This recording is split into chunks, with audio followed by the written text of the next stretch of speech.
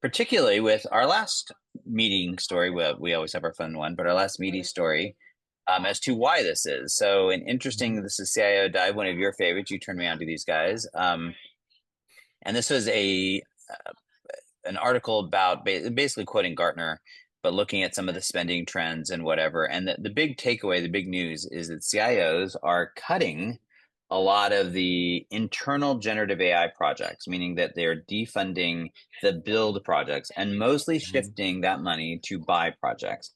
And this is something we've talked about. In fact, I think we talked about it last week. I think I'm chagrined to say that you were more right than me as to the reason, because I think you quoted a study that said some huge number percentage are failing, Mhm. and I said because they weren't swinging big enough, and you know what this article anyway seems to be pointing to is the fact that the CIOs are getting in here and realizing the demands are too high, the talent crunch is too much. There's just a whole lot of effort involved, and it maybe isn't worth all of that. So I thought it was interesting, and again, it's always nice to be validated that we're at least on the right track, even if I was maybe a little bit wrong on that specific item.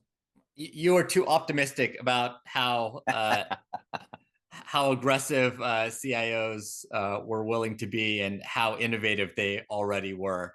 But I thought last year was really interesting from an IT perspective because it was the first one in many years where I feel like a lot of primary research was being done by CIOs on the fly or CTOs sometimes, often, or chief digital officers, chief AI officers on how to actually make AI work. They literally had to build their own stuff together. IT actually got to be tinkerers for a change, and I think that's going to go away this year now that there are more established toolkits. But for a little while, IT got to experiment on stuff again. Oh, well, it's a reflection of, I don't know if I've read a whole nother story about the various waves about how if you look at the different generations of technology, client server, mainframe client server, and then cloud, and now AI, that you're seeing these very different cycles develop around it. And one of the things that happened here is it typically, right, if you go back to cloud, right, it started at the very foundation where there was just infrastructure, and you needed to do all this work, and it was just way too much work to do all that, and so it took time for the industry to sort of keep building on top of that to build it out to the point that it was readily consumable. Mhm. What was interesting with OpenAI opening the store, it just became this thing where it's like suddenly here's an API, what do you want to build? And long before the industry could sort of build out those layers on top to make this consumable, enterprise IT organizations, because there was so much pressure because everyone is raving about this to like do something, they had no choice. They were ahead of it effectively. They had to go and tinker. They had Mhm. to go and start building this stuff. The challenge for any enterprises, and this is always my issue with the whole adage of every company is a software company stuff that was from like a decade ago.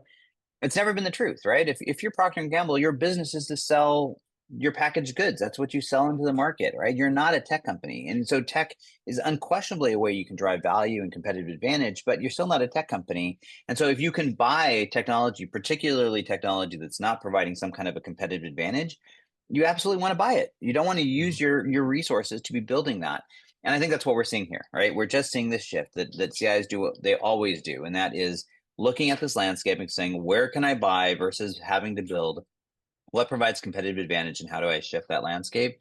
And as we've seen the industry sort of build out where there's more and more AI applications in market that are working, or at least working well enough that we're seeing that shift to happen. So that's what I took from this. And I think that very much is in line with what we've been talking about. And I think that you should plan on seeing more and more of this. Yes, the speed of the evolution of the AI market has been just astounding to me. So back when I was in IT, I was still in IT when the iPhone first came out, and I remember when that happened. Uh, the first Monday after that weekend launch, an employee asked me to buy an iPhone for him, and I had to explain that Apple literally did not allow companies to buy devices on behalf of other people. Like that's how immature the market was, and all had to build from scratch. They had to figure out how to create corporate accounts and security and then an app store, all these other things. And it's very similar with generative AI. When generative AI first came out, chat GPT 3 started taking over everything. It was still very much a consumer tool with poor APIs, and we just had to work our way out from there to where we are now with agents and actual workflows. At what's a starting point to actually get data into generative AI. It's amazing to see how quickly these companies have been building the plane while trying to land it. Well, I was going to say, I think that, Apple's a great example of that. I think that took 8 years before they truly had enterprise grade sort of support and controls, and it was a Yes. mess. And we're seeing this happen at light speed now. And so I think that's the part that's interesting.